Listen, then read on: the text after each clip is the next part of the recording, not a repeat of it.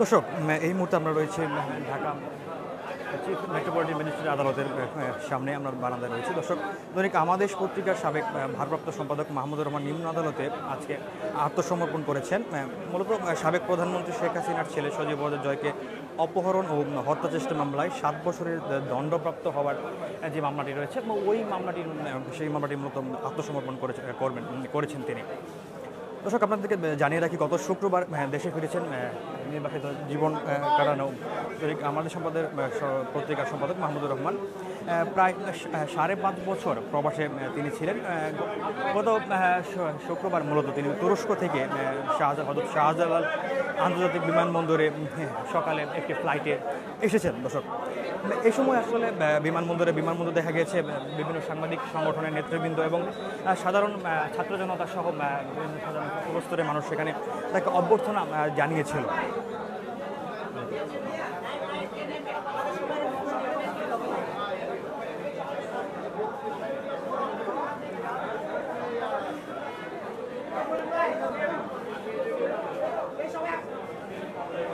দর্শক, কিছুক্ষণ আগে আমাদের পত্রিকার সম্পাদক মাহমুদুর রহমান আদালতে আত্মসমর্পণের জন্য এসেছিলেন। এই সময় তার সাথে ছিলেন তার সমর্থক যারা রয়েছেন,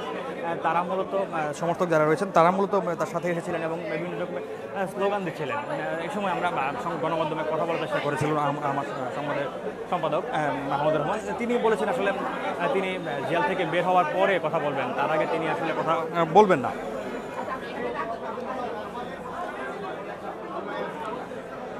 গতকালকে তার আইনজীবী বিষয়টি জানিয়েছিলেন যে মাহমুদুর রহমান আসলে মূলত পলাতক দেখিয়ে অনুষ্ঠিত তার 7 বছরের যে কারাদণ্ড গত বছর বিচারিক আদালত দিয়েছিল, সেটি মূলত তখন তিনি অনুপস্থিত ছিলেন এবং তাকে পলাতক দেখিয়ে সেই মামলার রায়টি দেওয়া হয়েছিল। আজকে এছাড়া তিনি ওনার আইনজীবী বলেছেন এই মামলায় আপিলের শর্তে জামিন চাইবেন ওনারা। মহানগর দায়রা জজ আদালতে আপিল আজকে যেটি করছিলেন।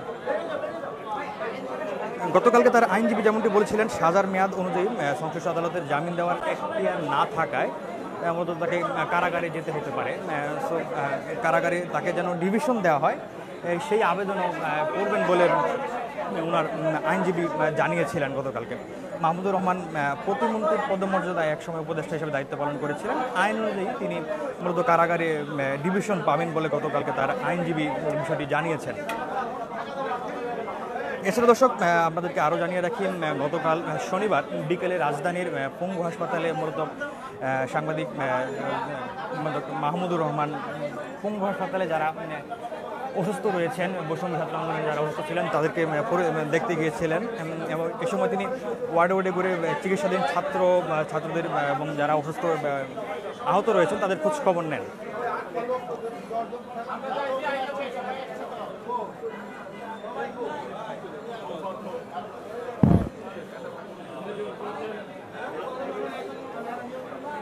দর্শক, আজকে ডক্টর মাহমুদুর রহমান দৈনিক আমাদের সংবাদের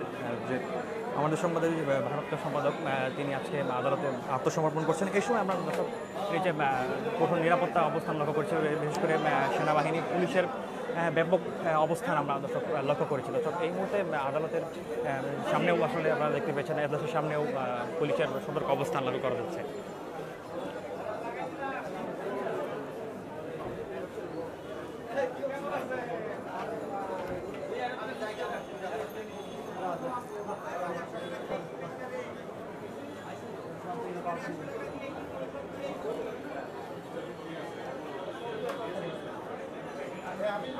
দর্শক, আপনাদেরকে জানিয়ে রাখি, আওয়ামী লীগ সরকারের আমলে মাহমুদুর রহমান বিরুদ্ধে সারা দেশে 124টিরও বেশি মামলা হয় এবং একটি মামলা যেহেতু শেখ হাসিনার ছেলে সজীব ওয়াজেদ জয়ের যেই হত্যাচেষ্টা মামলাটি রয়েছে, সেই মামলায় মূলত তাকে 7 বছরের কারাদণ্ড দেওয়া হয় এবং নির্যাতন বুক করারও একটি বিষয়। এবং তিনি যখন রিমান্ডে ছিলেন তখন তাকে আসলে নির্যাতনের বিষয়টিও তিনি প্রায় সময় এবং তার আত্মীয়স্বজন সেটি বলেছেন। প্রথম দফায় 2010 সালের জুন মাসে এবং দ্বিতীয় দফায় 2013 সালের এপ্রিলে মাহমুদুর রহমানকে গ্রেপ্তার করে পুলিশ এবং তার সম্পাদিত আমাদের পত্রিকা বন্ধ করে দেওয়া হয় সেই সময়।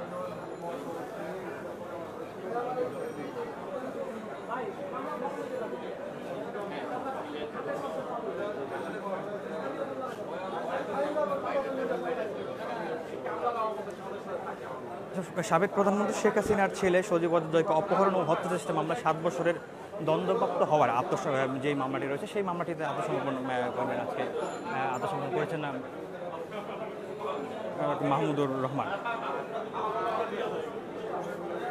গতকালকে এক সংবাদ সম্মেলনে আসলে তার আইনজীবী মাহমুদুর রহমানের পক্ষে আইনজীবী সৈয়দ জয়নুল আবেদিন মেজবা বার্তা আসলে বিষয়টি নিশ্চিত করেছেন, গণমাধ্যমকে বিষয়টি নিশ্চিত করেছিলেন।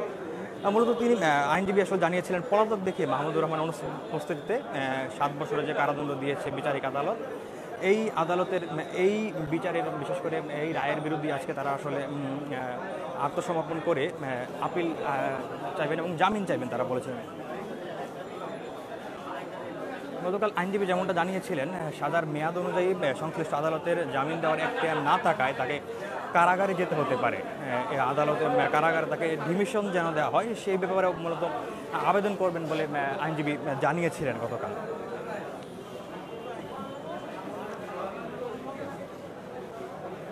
মূলত দর্শক, শেখ হাসিনার ছেলে সজীব ওয়াজেদ জয়কে অপহরণ ও হত্যাচেষ্টা মামলায় গত বছরের 17 আগস্ট ঢাকার অতিরিক্ত চিফ মেট্রোপলিটন ম্যাজিস্ট্রেট আসাদুজ্জামান নূরের আদালত মাহমুদুর রহমান ও সাংবাদিক শফিক রেহমান সহ 5 জনের পৃথক 2টি ধারায় 7 বছরের সশ্রম কারাদণ্ড দেন।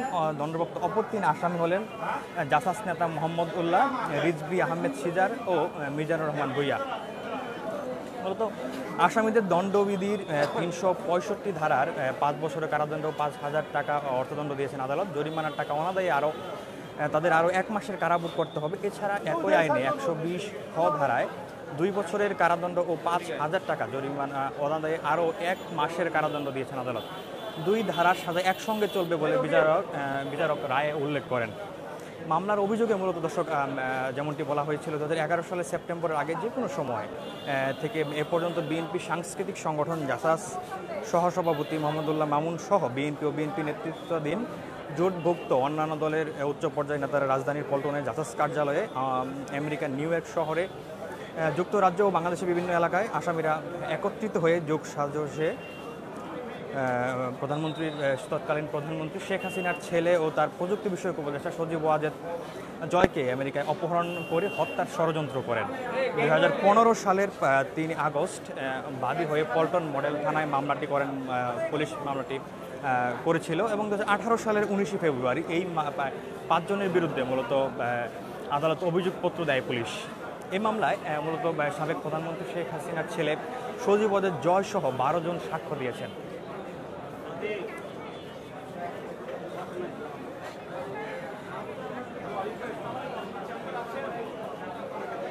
দর্শক, এই ছিল চিফ মেট্রোপলিটন আদালত থেকে সর্বশেষ পরিস্থিতি।